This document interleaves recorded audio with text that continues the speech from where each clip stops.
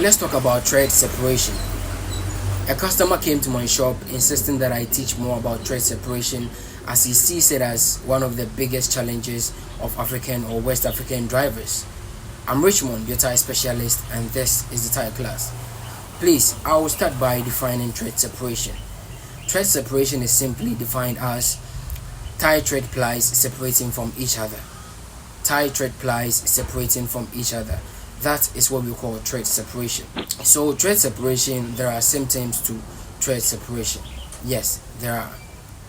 Here are the symptoms. Number one is unexpected vibration. Unexpected vibration.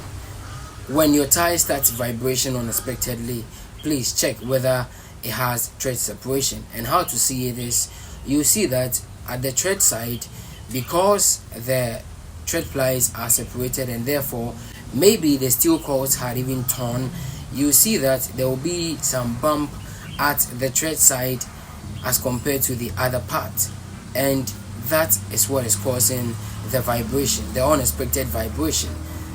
It tells you that in rotation, or when it gets to that part, the tire wants to skip from that part because it is not smooth as the other parts, and that is how come it is vibrating. Yes, that is tread separation symptom.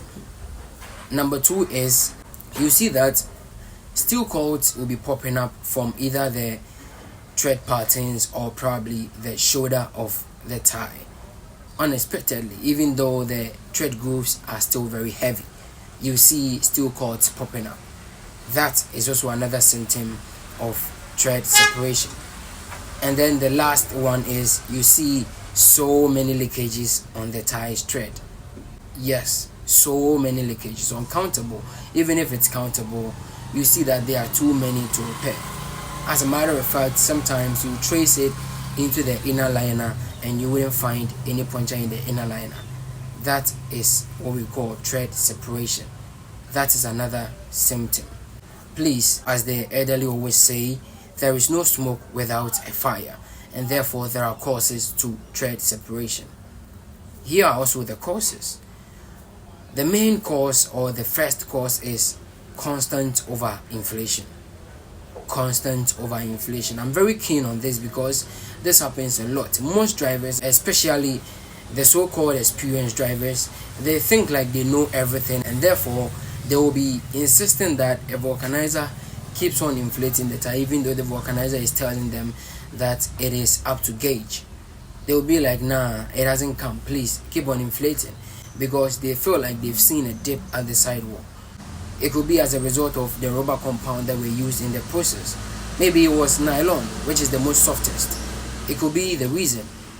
Don't just look at a dip or ripples at the sidewall to inflate the tire. It causes tread separation. Number two is overloading. Yes, overloading. When you constantly overload tires, it forces the tire to overstretch. And we all know that radar tires are mostly built with steel cords embedded inside the tread side, and steels are not meant to be stretching. And in that case, when you overstretch the tire, it forces the steel cords to tear, and once they tear, you will experience tread separation. And then the last one is poor production system. Poor production system. Yes, this is where I always tell drivers to go for proper tires, especially grade A or premium tires. Yes, fakato kasone top ade papa. Yes, that's what I can tell you. Because if you keep on going for cheap tires, low quality tires, you end up buying multiple tires within a year, and that will cost you a lot as compared to you going for maybe a grade A tire, which would cost you 2 times the price of the cheap tire that you bought. Yes, please buy quality. Quality is the best, not quantity.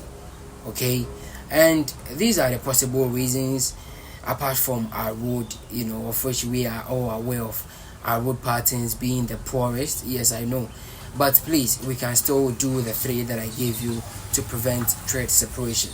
Okay, so after knowing the causes of tread separation, how do we then cure tread separation? Please, this is very serious. Once tread separation occurs, do not think of a cure. It cannot be cured. It cannot be cured. Don't let anyone lie you or trick you into taking your money that it can cure trade separation for you. It cannot be cured. None of the three that I mentioned can be cured. Yes, so please, once you see that it has occurred, just buy a new tie and be free, and stop thinking of a cure. But then, if there is no cure, at least there are preventions, right? Definitely. And that is why I'm here to teach you. The preventions are also very simple. Just do otherwise the causes. Just do otherwise the causes. And what are these causes?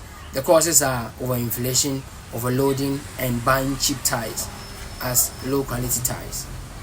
Stop doing these.